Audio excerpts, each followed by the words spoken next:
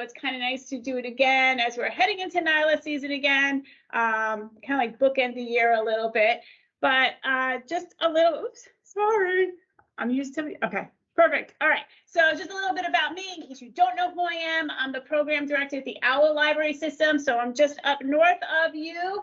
The things I do with the system are coordinated outreach, youth services, state aid for library construction, continuing education, social media, communications, which is like a lot of what today's presentation is about. But there's also that like overlap of like outreach and youth services and all of those things that kind of like form that like little Venn diagram for marketing. And then I like to bring donuts to all of our events. So I think I cultivate a very strong donut culture in our system. And then just here's a picture of where we're located in case you weren't sure. I've shown this map before. It says Pioneer because that's who we used to be, but we're your neighbors to the north, and our systems have a lot in common, which is why I hope this presentation is really helpful to you today. But we support library services in Ontario, Wayne, Wyoming, and Livingston. We have 42 member libraries across 2,500 square miles. Almost all of our libraries, probably except for 2, qualify as small and rural. Our smallest serves 342 people.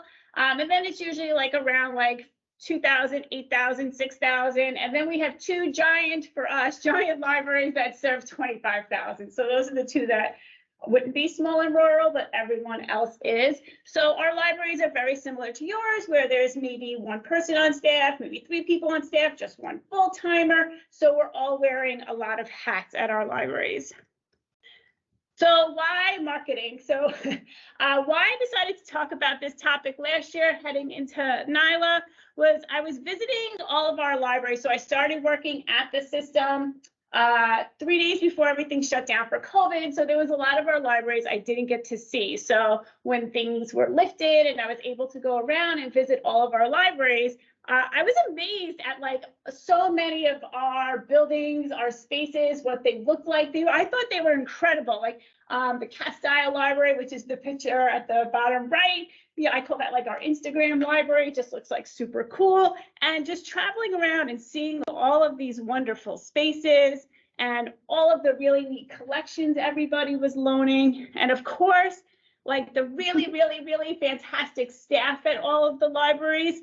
I started to think, well, like, if I work in the system and I had been at member libraries in the system previous and I didn't know about all this stuff happening, does the public know? Or is it just the people going into the libraries? Are they reaching everybody in their communities? And maybe we could be doing a little bit of a better job in our small libraries of marketing ourselves. Because people don't know what they don't know. Sometimes the only people that know how awesome you are the people coming in your doors every day, but everyone else that lives in your community might not be aware. And like, you know, we get asked this question all the time. Like, I remember like a year and a half ago, my 7th grader was like, Mom, do you know where I can get a book? And I'm like, what do you mean? Like, do you not know what I do for a living? So, and I've had family members ask me like, oh, there's still libraries. So, you know, just people, again, they don't know what they don't know. And this is one of my favorite tweets, and I saved it, I put it in this slide, and this is a fabulous librarian. He's originally from the Buffalo area. He's living down, I believe, in Georgia, but so give him a follow on Twitter. But never assume that people know what the library has to offer. The head of a state agency gave a fantastic virtual presentation on Thursday, but in response to a question about access, paused before answering and genuinely asked if libraries had computers in them for patrons. So like, we're all like, duh, of course we do, but not everybody knows that. And it's our job to get the word out there because we have to let people know that we are here and we are very, very cool and very relevant. And we need to promote and brag and brand and use all those other words that sound salesy and advertising, but I think they're really important. They're really important to get people in our doors. They're really important when it comes time for advocacy season. So we need to do marketing, and we can do it with our limited time and budget and know-how. So even in our small libraries, there is something we could do to help market ourselves so people know that we're still here. And even if like the whole idea of marketing makes you feel cringe, because marketing does sound salesy and we're not selling anything, but we have to kind of like reframe it as if we're creating awareness. Like marketing is creating awareness for our libraries. So we have to kind of get over like the cringe factor of the word marketing. So we'll go talk a little bit about marketing, a definition that I like to use so it doesn't make me feel cringy. And then I'm going to go through like a whole bunch of things of what I consider library marketing. Okay, so this is like a definition that I found online, and it said the action or business of promoting or selling products and services, including market research and advertising. So I think this is the definition that makes us feel super kind of cringy about it, or it's a little bit boring because it's like market research, and it's like, who has the time for that? So then I found another definition that says marketing is the process of getting people interested. And I'm like, okay, this one's like a little bit better. I like how this sounds. We want to get people interested in the library.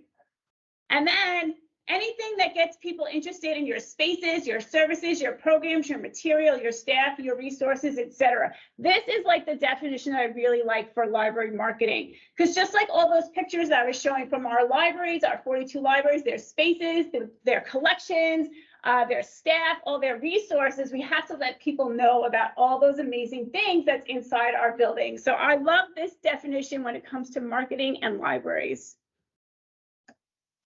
So basically, marketing is being the library's hype person. You have to try to get everybody interested and excited about what's going on at your library. And like I said, you should be hyping your library's physical spaces, your digital spaces, programming, services, materials, your community partners, and of course your staff. Definitely be serving, like hyping up your staff. They're your best asset. Even if they're camera shy, they don't want to be featured maybe on your social media. There's clever ways to work around that.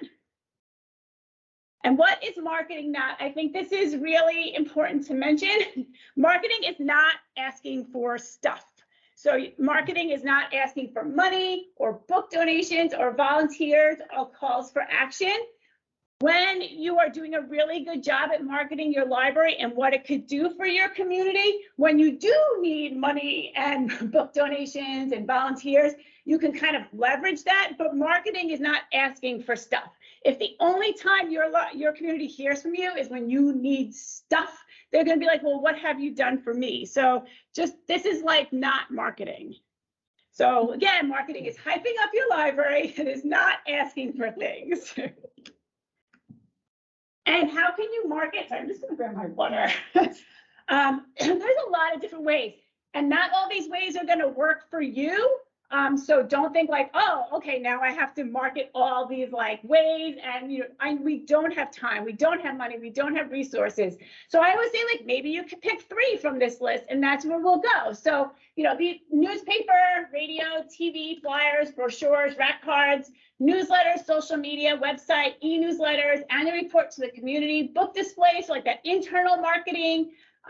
Presentations, maybe going out to like the Rotary, school class visits, tabling, and like having that elevator pitch. These are all different ways that you can market. I don't use all these different ways. I use some of them, and that's what I'm going to go through later, the ones that have really worked well for us. But then you have to find what works well in your community. All of our communities are different. Your community down the road is going to be different than the one that you're serving right here. So finding like your sweet spot. So you have to decide. I'm going to take a sip of water. Okay. So when you're picking from that list that I just had up on the other screen, you have to decide what are your goals and what can you reasonably start and sustain. So like sometimes we go to workshops and we go to presentations, you're like, oh, that was so amazing, I want to do it all. But you can't. If you are a library of 1, if you are a library of 3 staff, you cannot do it all and sustain that long term. So like after like 6 weeks, 6 months, it all fizzles out. So what can you start and what can you sustain and do long term? And you have to think like, what are the library's goals? And your library's goals might be on this list. It might be none of these.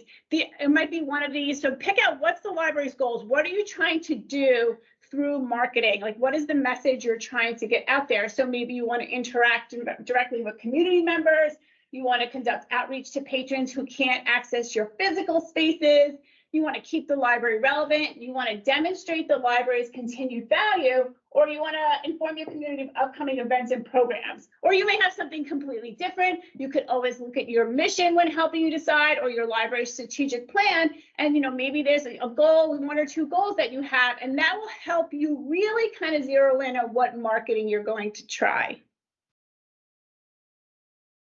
So what can you reasonably start and sustain? So you have to know that every person and every organization has a different capacity. So like I said, the library down the road from you might be able to do a lot. They might have, so we have two libraries that are on either end of Route 21, and one of them is our giant big library, and they have, they must have a staff of at least 20. I think they have like 8 full-timers.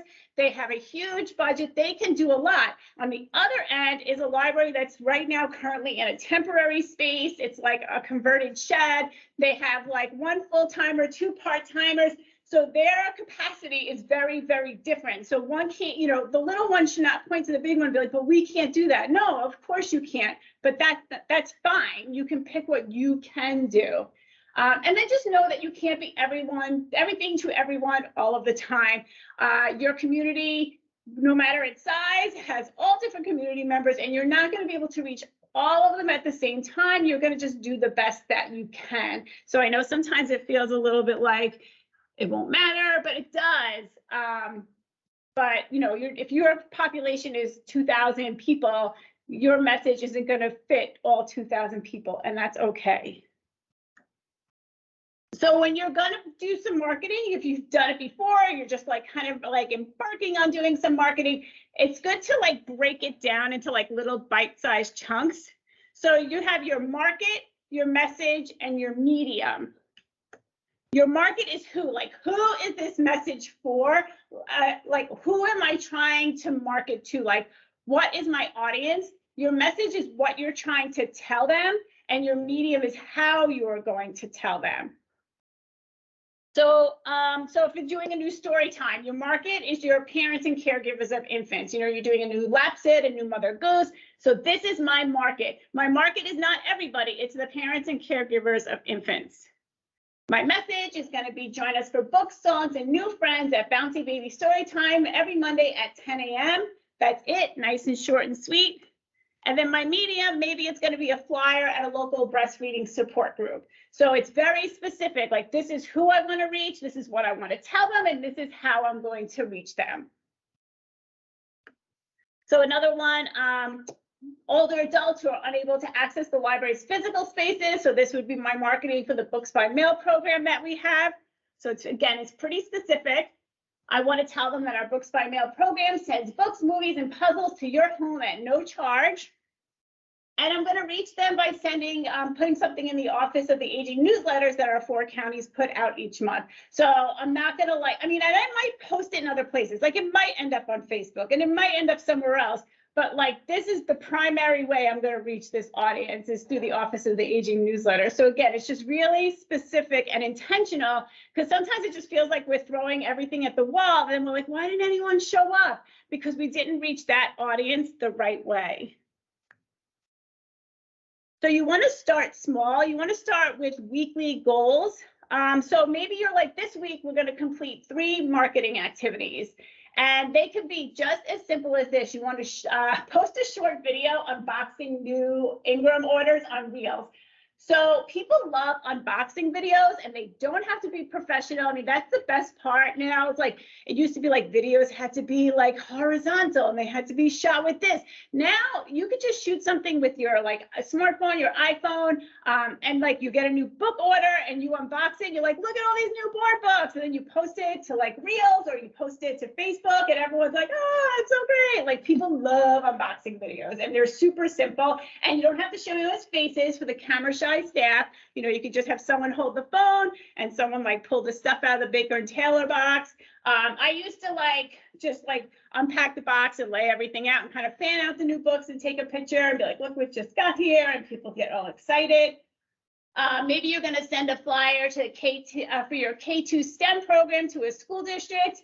And maybe you're going to post a picture of a sunny reading spot in the library on Facebook. So these are all really, really simple things that you can do, and they all count as marketing. So, and this is an example of like that sunny spot. So I was visiting the Williamston Public Library. It had been raining and raining and raining, and that day was really sunny, and they had this really sunny book display, and I snapped a picture and threw it up on Facebook, and that was enough. Like, I didn't have to do anything more. I didn't have to stage a lot of stuff. So sometimes you could just like look around your library, and if the sun's coming through this window and it's hitting this chair and this reading nook just right, like, take a picture of that, put it on Facebook, and be like, you know, come cozy up with a book in this sunny corner at the library. So it doesn't have to be super elaborate. Like, sometimes you just catch a moment in a library and you're like, perfect, and throw it up, and that's marketing.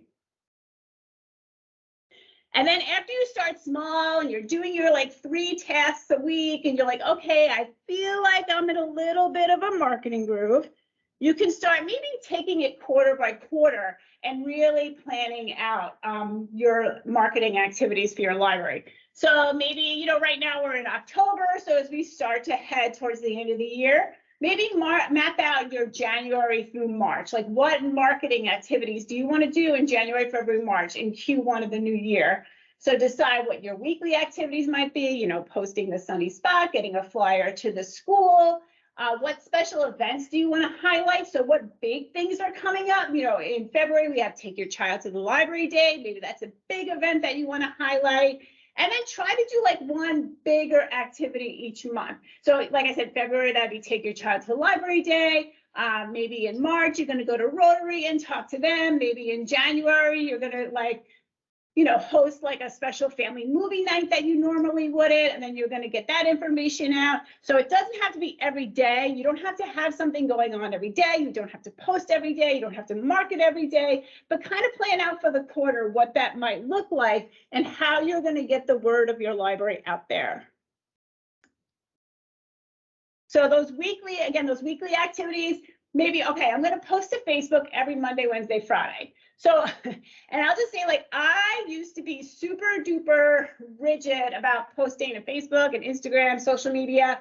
Back when I was at the Clifton Springs Library, we would post every single day at 9, 1, 4, and 7. And I would use Hootsuite, and I would schedule everything out. If I was going on vacation, I would schedule like the 12 days out.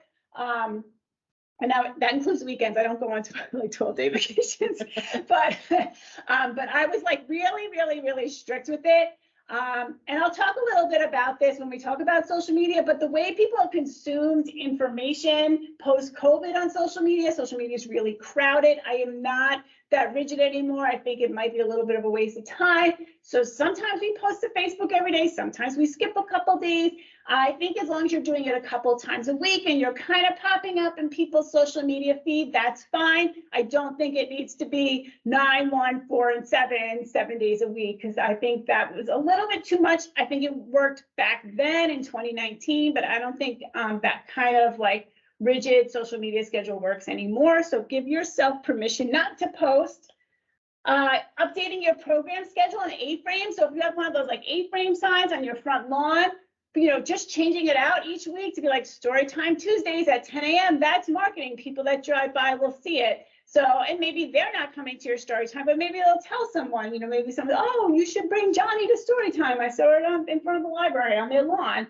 And just freshening book displays. So those internal book displays, that's marketing. When you have stuff like, you know, that's out, maybe you're on your end caps or you have a table, that's marketing. You're showing people your collection, your materials, maybe you're highlighting certain things, highlighting new books, seasonal books, but making sure those are kept fresh. You know, when people take them off the little holders, don't just leave those empty. So freshen up those book displays, rotate them out a little bit. Again, that's marketing, that's internal marketing. So it's just as important as the external marketing.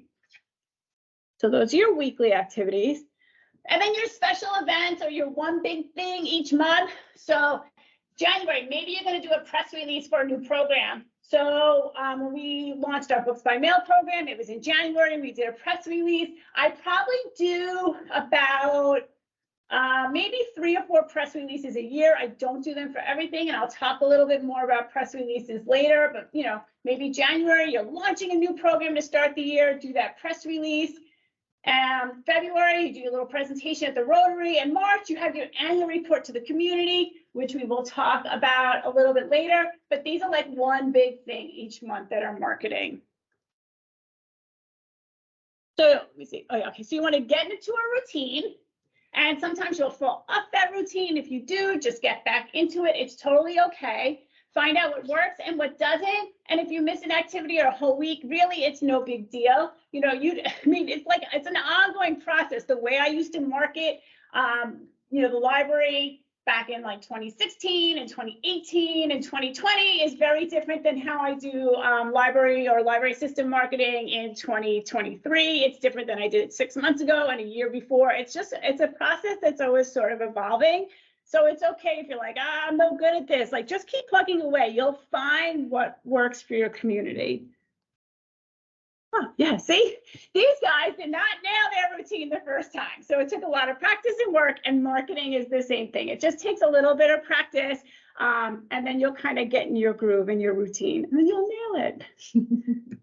I always forget I have that slide in there, and then I get to it, I'm like, oh, yeah. All right, so making a marketing plan. A lot of people will ask me for like a template, or like, do you have like, like a fill-in sheet I can use? And I'm going to tell you to use whatever plan you will actually stick to using. So there's a lot of different options out there. The book, The One-Page Marketing Plan, it's really, really good. It's a pretty slim book too. You can actually kind of skim it instead of reading it, but they have some templates in there that if you are a template person, like to plug stuff in, that might be a really great book for you to check out to help you come up with your marketing plan. There's apps online. Asana is really popular. So if you like to kind of do a little bit of project planning and you like to play with apps, that might be a good option. I tried to download Asana, and then I spent so much time just trying to make it look cool. Like, I wasn't doing any of the tasks that I was putting into it. I was just having fun putting tasks into it. So that didn't really work for me. What works best for me is kind of what you see on the right. I like to use Google Docs to make all my plans. This way I can change them on the fly. I can change them on my phone. I can share them with my boss. So I really like using Google Docs, and it's something I've stuck to now for 4 years. I've switched over to just using Docs for my planning, and because I stick with it, it's what works for me. So find what works for you. But you can see, trying to think which timeline this was for. I don't know. I forgot. This was when we were doing Walk to Your Library. So that was kind of my plan for Walk to Your Library. And, just talking about when we were going to create the logo, when we were going to introduce it to the member libraries, when we needed to order supplies, and when the public promotion would begin. So there was that internal promotion to the libraries, and then we were pushing it out to the public.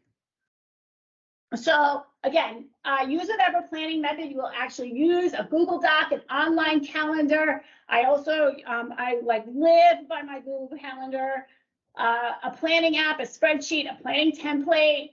What works for me might not work for you. Find what you're going to stick to, and it doesn't have to be really fancy and shiny. A Google Doc definitely is not. Use whatever planning timeline you will actually stick to. So some people can only plan month by month, and that's totally okay. I like to do quarter by quarter, which is why I mentioned that before, or some people like to do project by project. So they're just going to work on one project at a time. So really, whatever works for you, whatever method, that's fine. I think just find a method. But for me, quarter by quarter looks really good. So right now, it's October, and I'm sort of kind of looking ahead to January, February, even a little bit of March, but mostly the end of this year and the start of next year. And so here's our big list again. And now that we went through all that, so now you can think a little bit more, okay, what 3 things do I want to try? What's going to work for us out of all these? And I will talk about some of these because I think some of them for me work better than others. But I know different library systems, when talking to their people that do social media and communications, certain things work a little bit better for them. And you also want to find out, I think this is really important, not just with marketing, but anytime you're kind of going out into the community, especially maybe you're going to special events, you'll get invited to go places. What is the return on your investment? So was the amount of time and money that you spent worth it? And that money might just be staff time. It might be what you had to pay out in salaries to, send people somewhere to sit at a table at the community fair all day. So you have to think, like, was it worth it? If you went and sat there for 8 hours and you spent a lot of money on giveaways and no one came to your table, like, well, maybe you have to be like, was this worth our investment in our time and our money for next year? So the next few slides is going to be what I feel is giving like our system the best return on our investment right now. And it's a mix of like back to basics marketing and trying some new things. So press releases.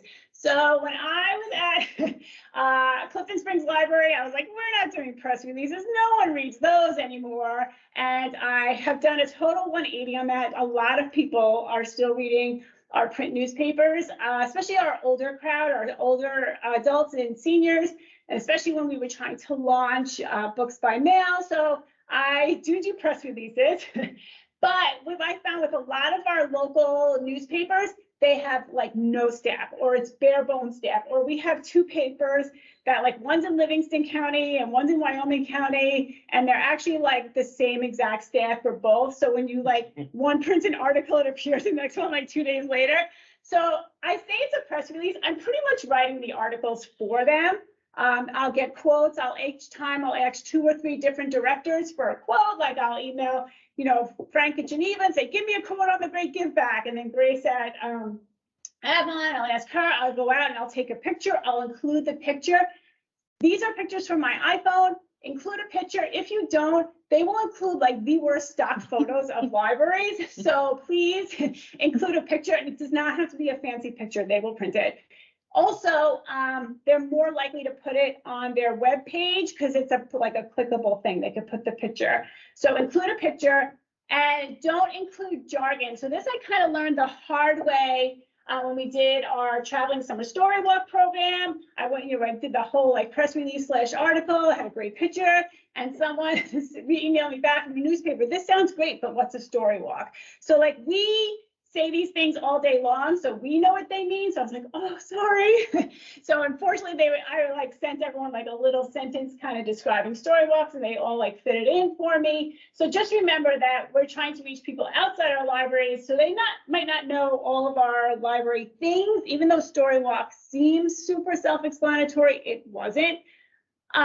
So I have a template that I repurpose every single time. So the one for the Great Give Back that we just released, it was almost the same one as last year. If you compared the 2, it was 2 different quotes from 2 different directors. The dates were a little bit different, and our service project was a little bit different, but it was pretty much the same thing. So it saves a lot of time. So once you get that template, just repurpose it. When we do take your child to the library, I'll use the same one as last year. I'll just change the date, get 2 different quotes, and just swap those out. So here's some examples. These are all pictures I took with my phone, and I sent them, and they published them, and it was fine. And you'll see this banner pop up everywhere. I bring it everywhere and throw it up in the background because we'll talk about logos. But yeah, these are all the ones that we did, and every single time I just sort of repurpose them and send them with a new picture, new quotes, and the papers print them. And you can see, so it's Livingston Daily News and Batavia Daily News that like are the same people. So and then if somebody does put your press release out there, you can see on our Facebook page right now we have the Great Give Back.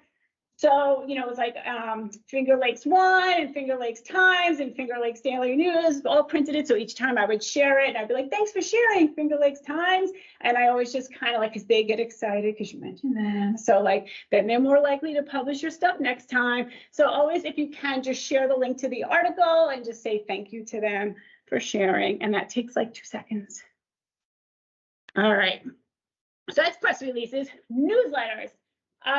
Whether they are e-newsletters or print newsletters, again, I think the way people consume information now is a lot different than pre-COVID. I think there's shorter attention spans. So you have to make stuff shorter and sweet and clear and concise. Lists and bullet points are fantastic. If I get an email that's paragraphs, I'm like, well, I'm not reading this email. Sometimes my kids would be home and I'm like, why are you home from school today? Because the superintendent sent a whole long email about like some holiday and I didn't read it because I was like, no, I need bullet points. So don't make people work to get your information. Make it like nice and concise and easily digestible. Less text, more pictures. So like if your newsletter, if they open it up and it's just a wall of text, like that's not going to draw them in. They're like, this feels like work. This feels like homework. Cut that text out and add more pictures in. Preview it on your desktop and your phone. So if you're using MailChimp, and I have like a little laptop that I like kind of work on, but then I have a big monitor. And if I use MailChimp on this big monitor, it looks very different than how it looks on someone's iPhone. Most of your people are looking at their stuff on their iPhone. So if you send MailChimp out and they open their Gmail app, it shrinks it down from like, maybe a 14-inch monitor to 2 inches. So send the test email to your, like the test MailChimp email or whatever platform you use, and look at it on your phone and then make adjustments. You want to make sure that the information doesn't become lost, because when it shrinks down, it's difficult to read. Set a schedule. So if you're going to do newsletters, decide, is this a weekly newsletter? Is this a quarterly? Is this a monthly? But like, don't be haphazard with it. Like, set a schedule and stick with it. And don't be a spammer. So if you send a weekly newsletter out with all of your programs and it goes out on Monday morning, and then like Tuesday afternoon, you're like, oh, we forgot to tell them about the pumpkin program. And then you email your list. And then on Thursday, you're like, oh, we forgot to tell them about the author visit. And then you email your list. People are going to unsubscribe from you. So do not be like the Old Navy of like libraries, like where it's just like, there's so many emails and I just bought a sweatshirt. So like, set your schedule and then that's it. If you did forget to put something in, then it just goes on social media, or hopefully maybe you can kick it to next week if it's not time bound. Oh, okay, website. Buy your domain name. It costs like $14. You could just buy it from like GoDaddy or something, but you don't want like your library's domain name to be like www.library/blog/ like it, like it needs to be super simple. Spend the $14 and just be like yourlibraryname.com. It's easy for people to remember. And if you're like, oh, our library is like the hub of technology in the community, and then you have like a library web address that looks like this, they kind of contradict each other a little bit. So spend the $14. It is worth it. So buy your domain name. A Facebook page is not a website. Hopefully you all have websites now. When it switched over to minimum standards, we had a lot of libraries that we had to be like, you can have Facebook, but you also need a website. Your website is good to communicate your core information. So, like all the things that have to be on your website, like your board meeting dates and like your hours of operation and your address. So like you don't have to update your website every single day. Like you could just have core information on there. And then like the other stuff you can put on like social media. So don't think like, oh, it's so hard to maintain a website every single day. Put that core information on there and then kind of like set it and forget it. And maybe visit it once a month or once a quarter, and just kind of update your website there. Ask, is the information easy to find? If you created your website, this might be a hard question for you to objectively answer. So ask someone to look at it for you.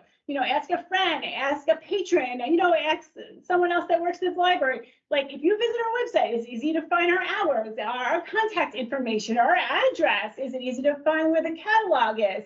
So have someone kind of navigate it for you and give feedback. I think readability is way more important than aesthetics. So, and this is true for like, any flyers that you create or social media graphics. Sometimes when you're designing, you're like, that script is so beautiful, but like nobody can read it. Like that's why, when I make slides for presentations, it's a plain white background with a simple black text. It's got to be easy to read. Like I know the older I get with each birthday, when there's like stuff with little serifs off the letters, like that's harder for me to read. So just think like this looks beautiful, but can people read it? And then is your site mobile friendly? So again, opening up your website on your phone and like, is it mobile friendly? How does it look? Is the information cut off or does it like condense down nicely? So these are all things to look at for your website. And then when you're ready to level up, because this is a lot, is your website accessible? And there's different these aren't all of them. These are just 4 examples, but this link is clickable. When I send out the slides, you'll be able to get it. But there's all different tips for designing not only your website, but your flyers and your social media graphics for people that maybe are using screen readers or have low vision, hard of hearing. So, you know, when you're feeling comfortable with your website and your other graphic design, please start thinking about accessibility when you're designing. It is a little bit of a level up, but your community will appreciate it.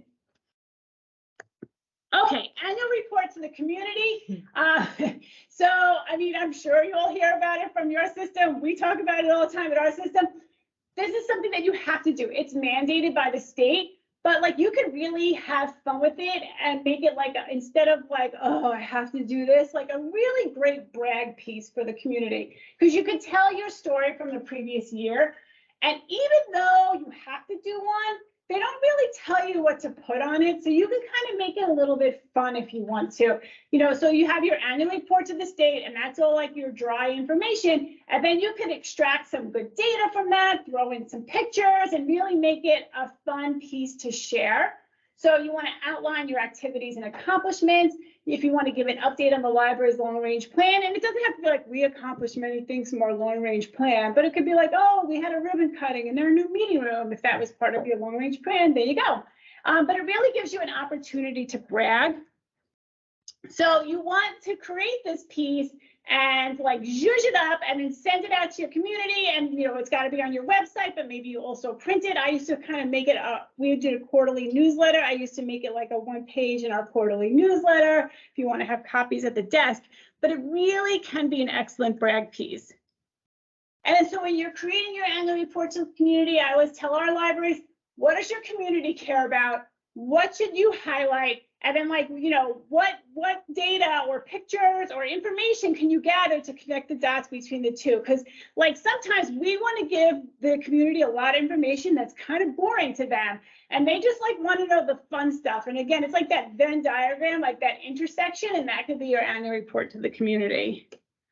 So here's some examples that I really like. Oh, well, one's mine, but but like I think Red Jacket Library, they always do like a really fun job with theirs. I think the other one might be Warsaw. I have links to a whole bunch from across the state in a folder I'll share with Erica that I really like, but every year I do a presentation on annual reports to community or system, so I scour everybody's across the state and find someone that I really like.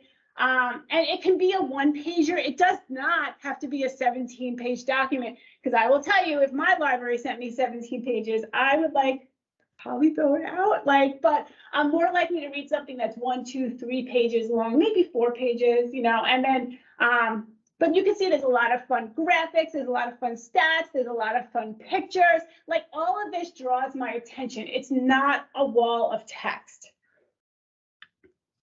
And then the work smarter, not harder tip, the more condensed you can multi-purpose it. So like a 1-pager can quickly be edited to use as an advocacy piece to hand to legislators or for your annual fund drive. So like a couple years ago, like we kept this part, and then down here was kind of like, sort of like our like call to action. And then when our executive director was doing his legislative visits, he brought it as a 1-pager. When I was at the Clifton Springs Library, one year I kind of just like kept the top that had all these like fun little stats, and the bottom was like our ask for, you know, the annual fund drive. So you can repurpose these things. I think if it's like just like lots and lots of text, it's hard to repurpose these things for advocacy visits or your annual fund drive. But I like to like, you know, do a lot of cut and paste and save myself a lot of time instead of reinventing every single document. Oh gosh, all right. Social media, I'm gonna need water before social media. We're good on time. You're doing great. Okay, social media. So if you ever see me present on social media, everything I've said, I feel like throw it out, because how I view social media pre and post COVID are very, very different. So sometimes people be like, oh, can I have your presentation from like 2019? And I'm like, no, that's in the vault. So throw it all away and kind of start over because there's a lot of problems with social media. I love social media. I am addicted to my phone. My thumbs always are like a little sore from scrolling. Like sometimes this hand like goes a little like, not numb, because I'm like laying in bed with it propped up, so I have to switch to this hand. So I love social media. I'm not saying don't use it, but it changes really, really, really fast, and it's hard to keep up with. So like if you put all of your marketing energy in social media, like it might evolve beyond you, and now you're like, where are we? No one's getting our message. It's oversaturated. Everybody sort of flocked to social media during COVID. It was the only way we could like talk to people and reach people. And now like there's just so much information all of the time, but also it is not used by everyone. So like for my books by mail patrons, there's probably like 80 something people enrolled in the program, and half of them do not have email addresses. So they definitely are not on Facebook. So it is not used by everyone. So just something to keep in mind. So like all of your marketing eggs should not be with social media. And it's prone to dumpster fire, especially like during like election years and stuff. So it can get like kind of contentious.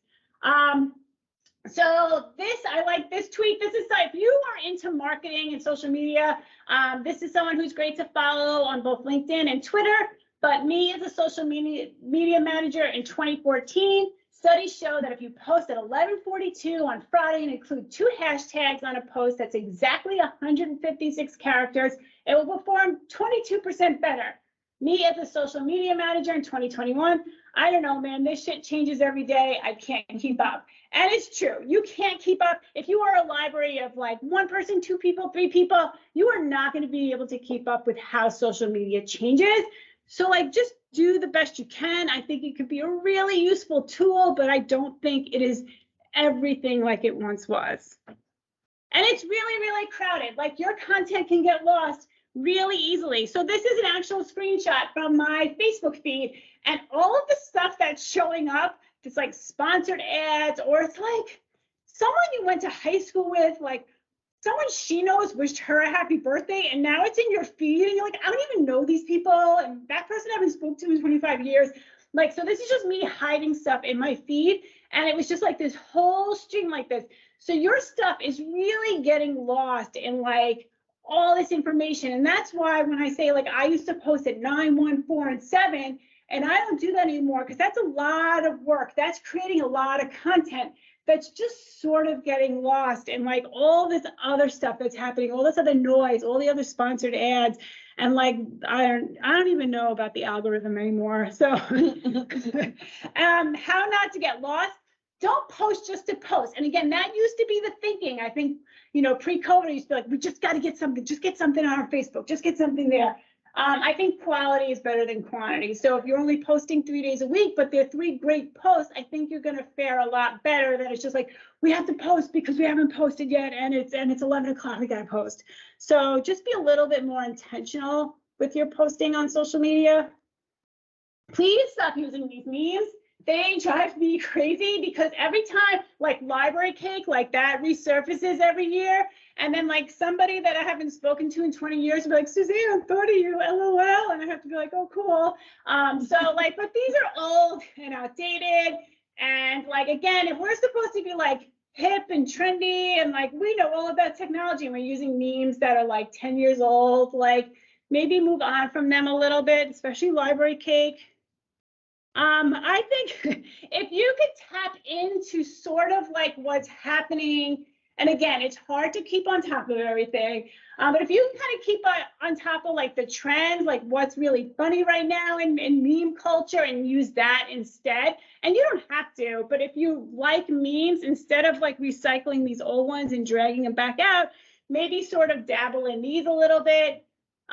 If you see it on Instagram, it was on Twitter like a week ago, just so you know. So Twitter's a lot for some people, it's a lot for me, but that's where and TikTok, everything is on TikTok now. I'm like TikTok, but I don't post, I just watch. But these are some great memes for some great libraries that I thought last year everyone was saying what the doctor, when the doctor takes an x-ray of my heart, and people would have like chicken nuggets there. And so this library did like their library card. The Spider-Man meme is always good. And I especially love this one. And then this one that was going around last year, this girl yelling at this guy, and everyone had different things. So Brooklyn Library, who has great social media, if you want to follow them, came up with this whole thing that you were saying about find free library. So I just thought those were really clever. So this was a meme that was going around recently about, you know, you're now leaving, and it was whatever, and then entering the real world. So this library kind of took it over, put library, and then posted it.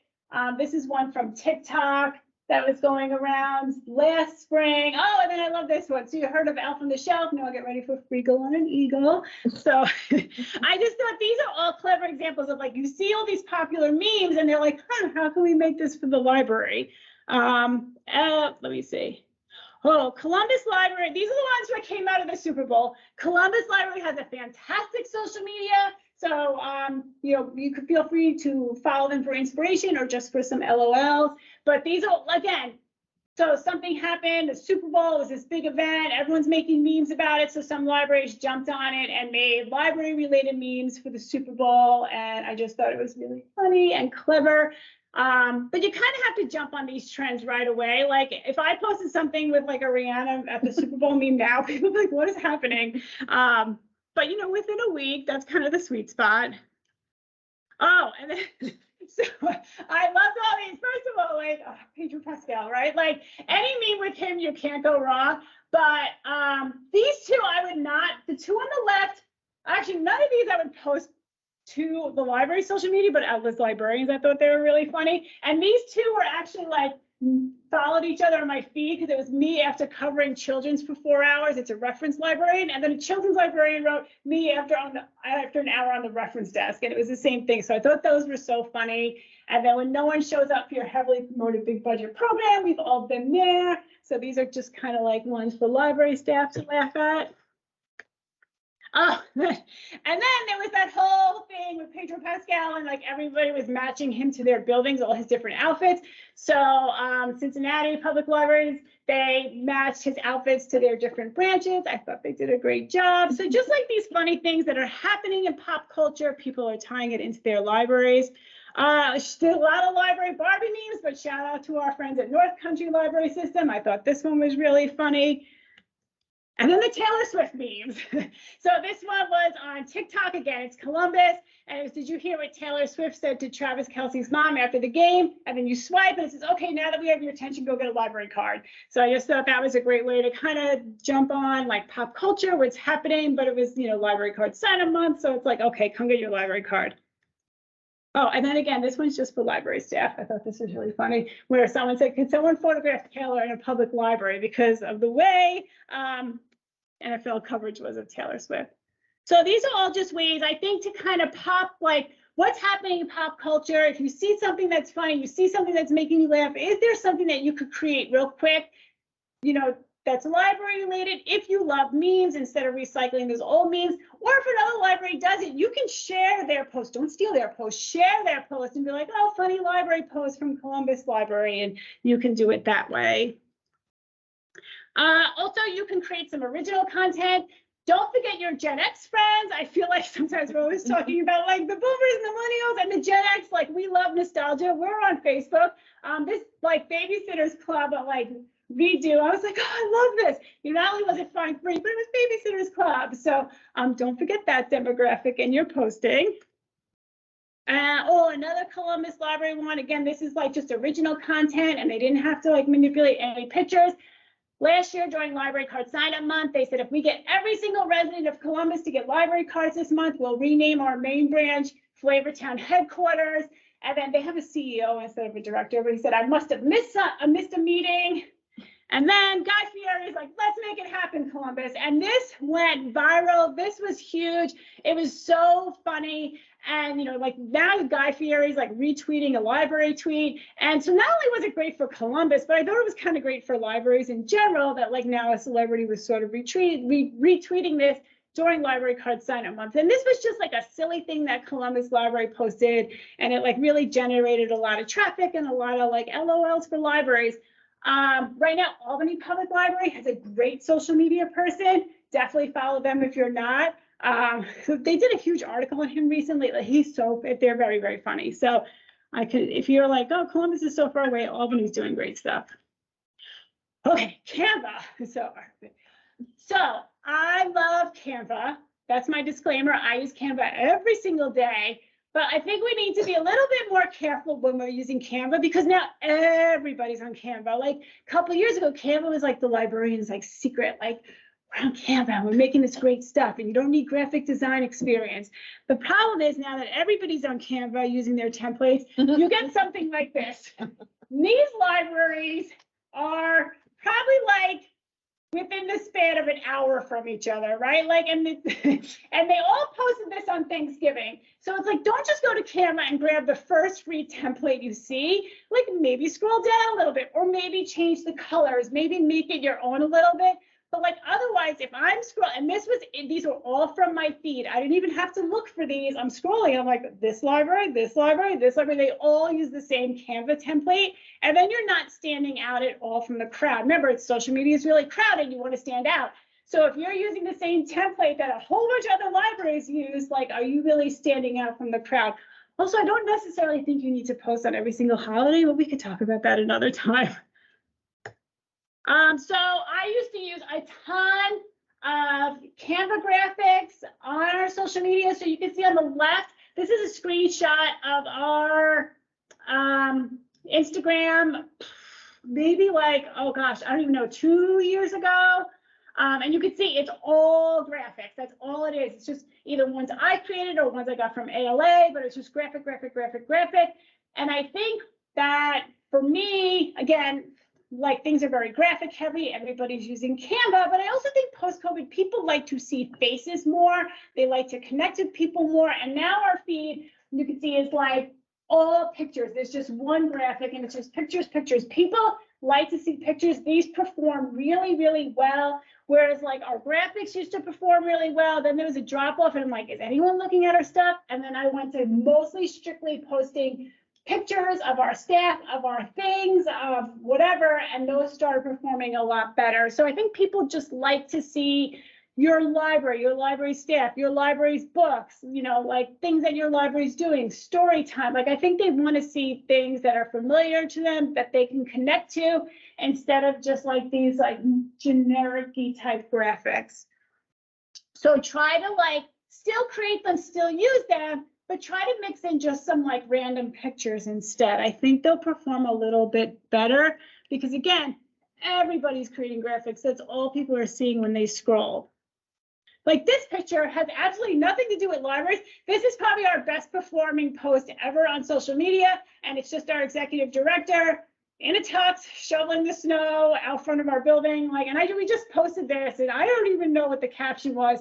Absolutely nothing to do with libraries, and I don't even know how many likes it got. It was like it was a little bit absurd after a while. So sometimes you could just post a really funny picture of like your staff or your library or something that's going on, and the community loves it. It doesn't have to be like this like perfectly curated graphic from, you know, Canva or, you know, some other graphic design platform. So when it comes to social media, I like to say use fun-sized content. Use text sparingly. I like to make all of my posts Twitter length. Even if it's Facebook, it's got to be Twitter length. You got to make it short and sweet. You know, so read it out loud before you're posting. So you have your post, you have your caption that you're typing. And if you are reading, maybe you need to edit that out. Because if I'm scrolling on Facebook and there's somebody posted something and it's like paragraphs, I'm not going to read that. I'm going to scroll past your post. So, you know, just a couple sentences, make it short, make it snappy. If you need them to have more information, then just put a link in there and redirect it. Like if it's something about like your book sale and book donations, just link it to your website and have something on your website about it. But do not post paragraphs on social media. Make sure you're using bright quality images, nothing grainy, pixelated, stretched, blurred, watermarked, especially not watermarked. We should all know better. But like, again, don't just like do a Google search for images and you see something and you grab it. Then when you post it, it's like so grainy and stretched. It just doesn't look good. Like, take another second, find a picture that works better. Or better yet, use those real photos that we were talking about with your library's things and places and faces. And then you could try doing short, fun videos. Again, videos do not have to be like professionally done anymore. They don't have to be like super polished. You could just turn on a phone and try Facebook Live, Reels, Instagram stories. If you're doing like a raffle at your library, try Facebook Live. Like, that might be a lot of fun for people. If you try these videos and they don't work for you, that's fine. But I would say just give them a little bit of a try. And remember that not everyone is on social media. Some people during certain times of the year, during maybe holidays, during elections, they might deactivate their accounts. They may come back, they may not. Or maybe they never were on social media. So again, don't put all of your marketing, don't put all that time investment into social media, because that will not reach your entire community. Going back to like who your market is, who your message is, and how you're going to reach them, to be a little bit more intentional, I think will work better for you, instead of just like throwing everything up on Facebook and hoping that it lands with the right audience. And then just assess your social media. Digital burnout is real. People are taking stock of the content they view online and how it makes them feel. You know, you gotta like Marie Kondo it. Like, does this bring you joy? If this doesn't bring you joy, then it's out. And I'm like that on social media. Like, I'm very quick to like delete, to block, because I'm like, this has got to bring me joy. If I'm online, I want to, laugh and have fun. I don't want to be super stressed out every time I open Facebook or Instagram. So don't be part of the problem. Make sure your library is not part of the problem.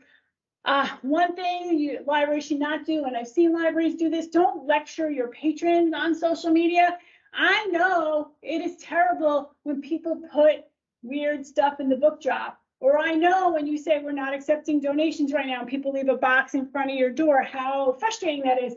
But like going on Facebook and doing like an all caps post about it is like, that person that did that is not even probably looking at your social media. So you can say something like, oh, our donation policy is a reminder on our website, and link out to it, but don't get on social media and be like, and however, put that box of Cheetos like in the book drop today, like they're not there, and then you're just like kind of waving your finger at like all your other people that came there for fun, good library content. So good vibes only on social media. All that to say. All right, tabling. All right, okay. Tabling. So when you go out and about, or you set up tables in your library, invest in a tablecloth or two. These do not have to be fancy tablecloths. You do not have to have them branded. You can just go to like Target and buy, or Walmart and buy a 6-foot, buy an 8-foot, because you never know what size table maybe you're getting. But have some tablecloths. Sometimes you show up and you get a really nice table. Sometimes you show up somewhere and it's like a piece of like splintery wood, like on some barrels. So like you want to like kind of have a nice tablecloth to throw over that. Have a checklist of items to bring. I'm always like, I won't forget. And then I showed up somewhere without something, like actually without a table. And it was events I needed my own. And stickers are everything. And I'll talk about stickers in a minute. Oh, here they are. Okay. So we get stickers for everything. I love stickers. People love stickers. All ages love stickers. You'll go somewhere and kids are like stickers, and you'll go somewhere and like seniors are like stickers. People love stickers. We order them from Sticker Mule, which I don't work for them, but I'm going to tell you you should buy from them. The turnaround time is less than a week. If I ordered stickers this afternoon, I'd probably have them by like Friday, what's today? Thursday. Oh, so I'd probably have them by Monday. And they're just super duper cheap, and they're great quality. We love Sticker Mule. And if you order 2 designs at once, you get a huge discount. So anyway, yay, Sticker Mule. We love Sticker Mule. And I put this picture in because this has got 3 stickers. We were doing our Book Fairies program this summer. So all the books that we give away at food pantries or out in the community, we always put the sticker, find your next book at owl.org, because we're hoping to drive them into one of the libraries. But then we also have like a big oval sticker when we wrap these, like what the Book Fairy program was. And then inside we drop these cute little Book Fairy stickers. So this is like a 3 sticker thing to show you how much we love stickers. Yay, stickers. Rack cards. I love rack cards over like flyers or like trifold stuff. We have them printed. This is something I do outsource. A lot of stuff I print in-house. The rack cards I have printed at a local print shop, but I really like them. They're a little bit bigger than a bookmark. These are 1/3 sheets, and I have them printed on cardstock, so they're a little heavier. And they're fit in envelopes. They're great for tabling. They fit like in those like brochure holders. So I'm a big, big, big fan of rack cards. But we have them for books by mail, books to go. Those are single-sided. This is a double-sided one that we give out. And most of our family and youth events, it has, because our junior mascot's on it, it has all of our library locations. We used to put hours. We used to have a trifold and have everyone's hours, but everyone's hours change like all the time now. And then this is a newer one that we just used. We were at the career day for Wayne County. So one side was just sort of promoting careers in libraries. It was a little generic, and the back side was how they could scan a QR code and get a library card. So I am a big fan of rack cards. You know, a huge box. We get a huge box of them, probably like 600. That one's a little bit more expensive. They're probably about $300, but they last a long time. And I always think they look really nice. So that's kind of a bigger investment. So if you don't have the money for that, you could print them in-house. That's fine too. But I like rack cards. So here's some examples of tables that we do. So I don't know if anyone watches Below Deck. I am huge into Below Deck. It is like the one reality show I'm like so into. And they're always talking about tablescapes. Like when these people sit down to eat like their elaborate dinner, like what's the tablescape? And I always try to think of like, what's our tablescape when we go out? And, and I'm always trying to like create levels and like, fill the whole table. But the thing about tablecloths, please make sure your tablecloth is on neat. I will, like the wind is blowing in that picture on the left and it makes me like a little, because it's like not straight. Like the library system that was tabling next to us, their table was crooked and I was crawling on the ground and I went behind it and I was pulling it down and Ron was like, what are you doing? But I just like when tablecloths look nice and neat. Like I don't like when I approach a table somewhere and the tablecloth is hiked up to here and you can see everybody's like crap underneath, like someone's purse is spilling everywhere, and like, pull it all the way down, make it nice and even, like step back. How does it look when someone's approaching your table? And now that I said that, when you all go to NYLA and look around the trade show, you'll notice everybody's tables, but a nice, neat tablecloth, like I love it. That's the one thing I want everyone to take away from today is the tablecloth. So here's some more tables that we had. This was, we were giving out books at a food pantry. And I'm like, even though we are in this like weird alley space, we're still going to make a nice bright table. That was summer reading last year. That was a family literacy workshop. So I'm always trying to think of like how we could build the table up so it's not just like a flat space. And here's like when we were at Head Start giving away books. And then this is, I think, our best table that we've ever done. This was recently at the 8th grade career fair. So we had like just like a ton of stuff. We had the wheel. We had all these little prize buckets. And then I had one of our teen librarians showed up and she spread the stickers everywhere. And I was like, genius. Like, we loved it. We loved the way it looked. So again, like just always trying, instead of just like going and like putting like one pile of bookmarks in the middle, how can you really like use the space and build it up? And like, we stacked books on each other just to kind of create a little bit more of appeal so people are drawn in a little bit more. And some people are cautious about approaching tables. They're like, and sometimes I don't want to like talk to people, but if I can kind of like see, like, I'm like, oh, but if it's like, you can't really see, then you'll just kind of like skirt by the table. So like creating like, almost like these 3-dimensional tables, I think it gets people to come over more. So arrange the table using all of the space. No drippy iced coffee cups on the table. That drives me crazy. Like when someone, like if I go to an event, and I'm not talking about libraries here, I'm just talking about, and there's like a big like Dunkin' cup in the middle and it's like sweating its iced coffee everywhere. Like tuck it on the ground or like hide it behind something. Actually, like in this one, I probably had like my Dunkin' hot, not cold, like behind here. So just like hide it or tuck it under. Make sure you engage with people. There's definitely downtime when you're tabling, so you can be on your phone, that's fine, talking to the person if you're with someone. But as people are walking past, kind of like turn towards them just in case, like maybe they just want to look and they don't want to talk, but maybe they do want to engage. But if they walk past and you're like this, it doesn't seem very welcoming. Raffling something will always get people to come over, so try raffling something. And share on social media before, during, and after the event. So like we'll be like, oh, we're setting up at Rock Pride Fest. Oh, come visit us at Rock Pride Fest. We had a great day at Rock Pride Fest. So like when we're at an event, we don't go to events all the time, but when we are at events, like we really try to hype it up.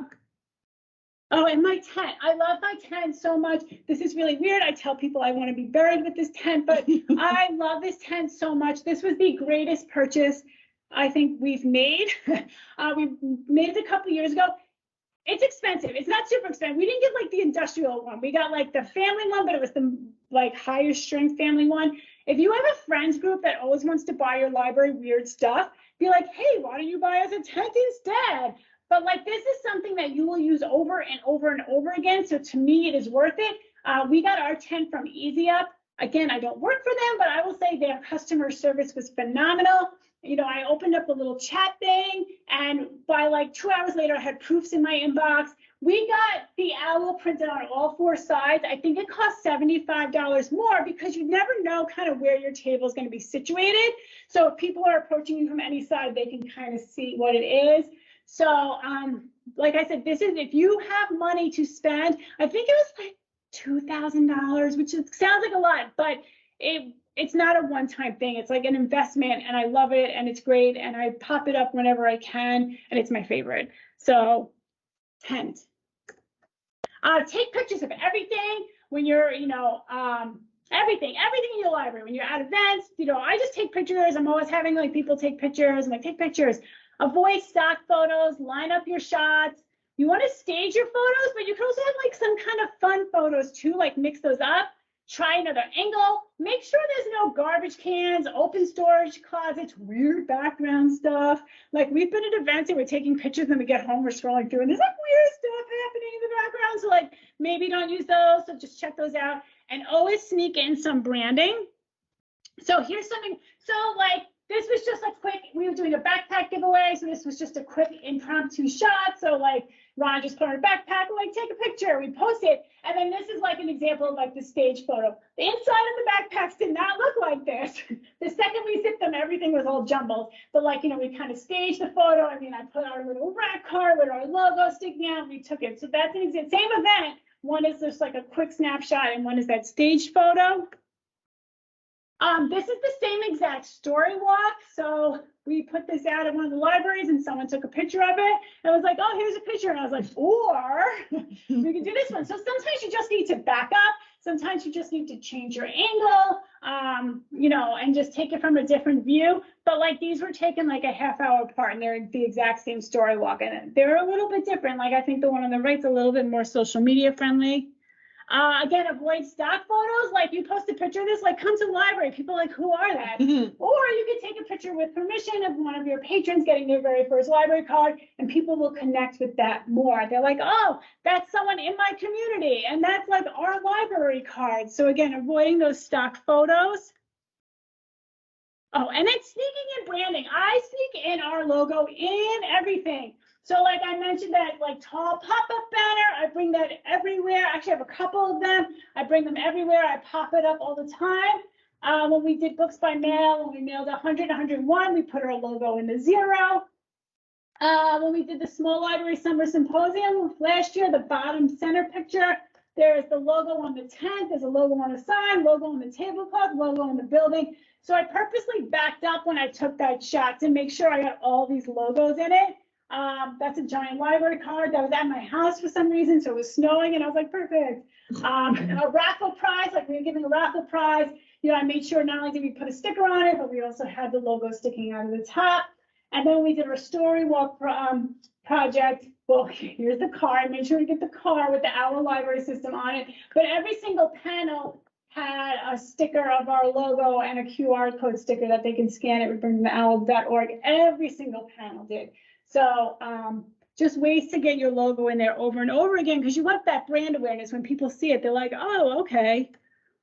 So branding, so it helps people identify a company, a product, or an individual. So every time people see that owl, hopefully they are thinking of us. We went to a food pantry recently. I popped up the tent and like a teen, which, you know, we always think like teens, like, but he looked at it and he's like, the library's here. He knew right away. Here's some examples of our logos. We have lots of different ones that we repurpose. We're actually in the middle of working with a consultant right now on like a branding guide on how our logo can and can't be used. So maybe one day I'll talk about that, but it's not done. It's in draft form. But we have our standard logo, and then we have our junior mascot, which is booklet.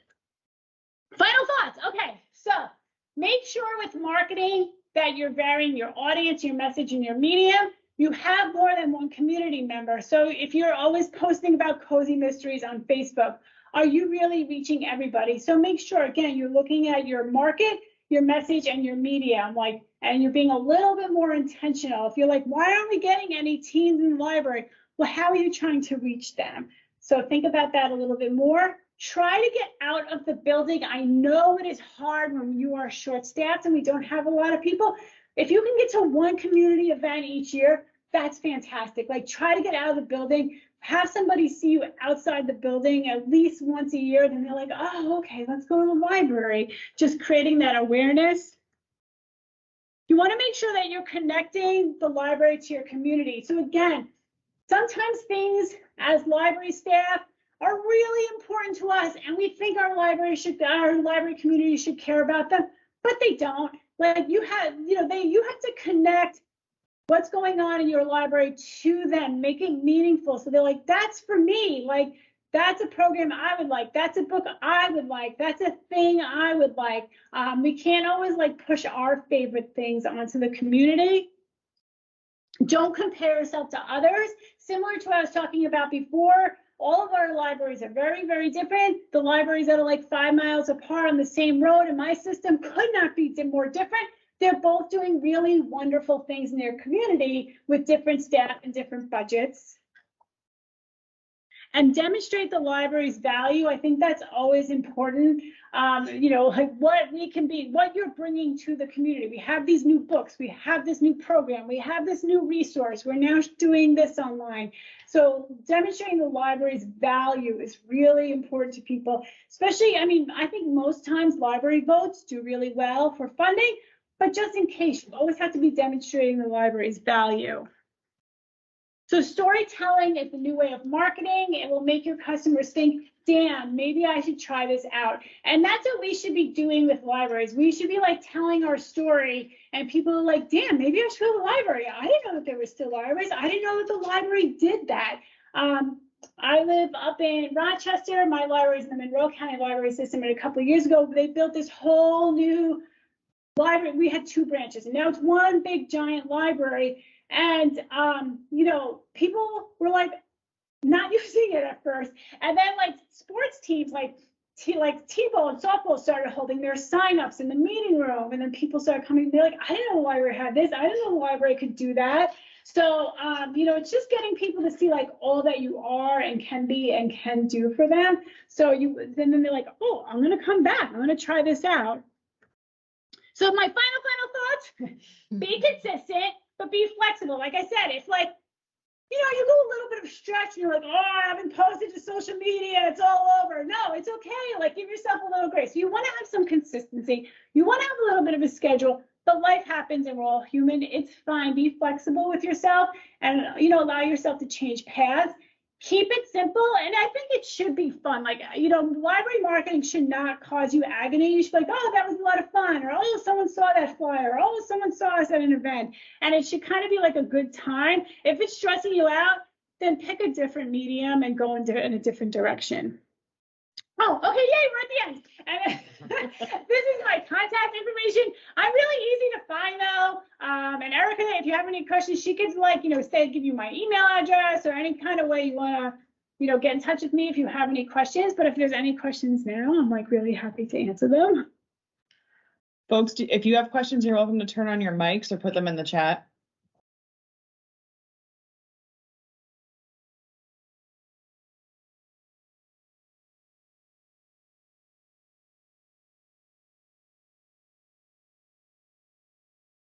Just give it. Yeah.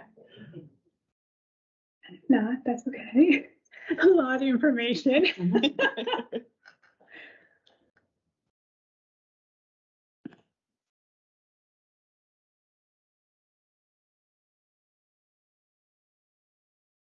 So I have a question. Oh, okay.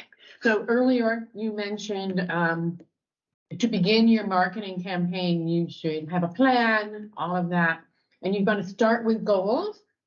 And in particular, have those goals be doable and sustainable. Could you give us some examples of a library that did that? So what is the goal and what made it doable and sustainable? So I think some libraries, especially a couple years ago, didn't really have much of a social media presence. And then they would go to a conference and there would be a session on social media and they'd be like, oh, we're going to do that. And they would go home and start back to their library and start a Facebook, an Instagram, a TikTok, a Snapchat, a Twitter. And if it's a small library, that's not sustainable. Like it's impossible to sustain 5 social media accounts. Sometimes it's hard to do one. So I think like just, oh, we definitely need to be on social media. Okay, start with one. Like, and then you're like, okay, this is good. Maybe we could also do Twitter, like, or X. But I think just starting small and leaving room to grow instead of going and starting big and then having to cut or scale and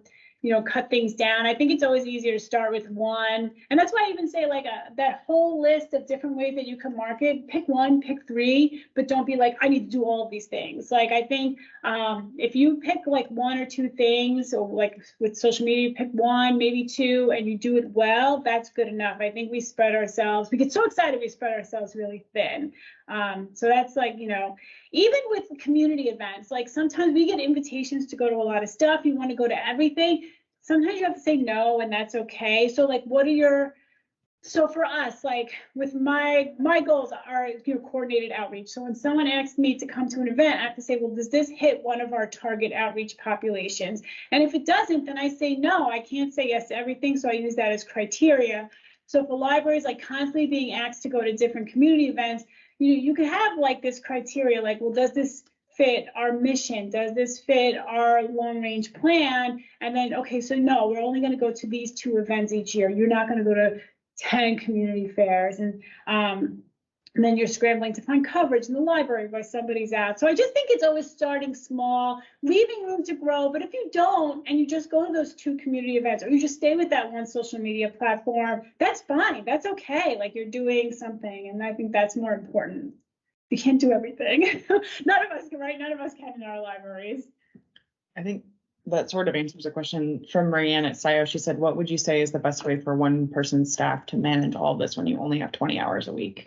Yeah, especially like those like libraries that aren't open a lot of hours. So yeah, I would say like, well, what if you're looking ahead of 2024, like what are your library's goals for 2024? Are you trying to reach seniors more? Well, what are you trying to do with them? And then maybe like that's your marketing activity. So if you're trying to let the seniors in your community know about the Microsoft Word class you're offering, like, just focus on that. Don't like try to do everything. Be like, okay, we're going to make this flyer. We're going to put in the Office Aging newsletter. We're going to hang it in the senior center. And then just, that's it. Instead of, I think sometimes we try to do everything. And if we look at like, well, what is our library trying to accomplish this year?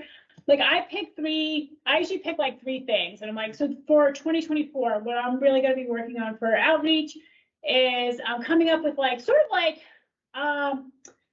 like a template for like who we're trying to serve. I forgot what it's called. I can't think of it right now, but it's like so when we're going to do outreach, we have like a matrix, like who we're going to. So that's like an internal project I'm working on. Then I'm going to work on getting more bilingual materials in our libraries. And I want to work on getting those AAC communication boards in our libraries for people who are nonverbal. So those are my 3 projects. So most of my energy is going to be going towards those. I'm only going to focus on those. I know other things are going to come in and people are like, why isn't the system doing this? Why can you do this? Can you do this for us? And I'm going to have to say no to those or scale them in some way because I have my 3 things that align with, outreach and our mission. And so I just think really looking at what your library wants to accomplish and picking 1 to 3 goals for the year and just doing those.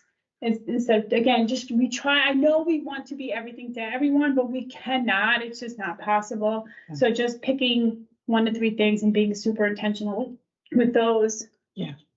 Thanks again. Kate asks, what is the best way to reach teens and tweens who may not have social media? Yeah, I mean, you think everyone's on their phone, but there's some kids that still don't have phones, which is great. Like, I mean, mine do, unfortunately, but I think if you could try to build a relationship with the school, try to get in the school. Again, this involves leaving the library, and either like pushing in and doing an after school program there. If you can come into an English class during the day. So I've started to build a relationship with Finger Lakes Technical and Career Center. And it's a BOCES school that serves, I think like 11 of the high schools from our service area. So that's why it's good for me to go there.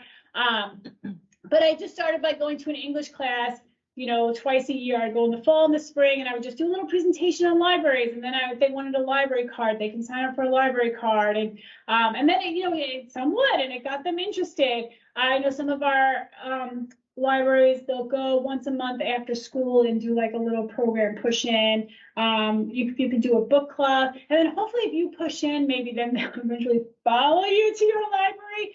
But or even if you just have like a school media specialist, again, an English teacher that is willing to hype the library up, you just have to get somebody, and they're overstretched too, right, in schools. But if you could just get somebody to sort of partner with and help get that message out, and then if you could actually get there once or twice a year, even if you can't do monthly, so they see your face, they see your library, hopefully it will kind of bring them along a little bit.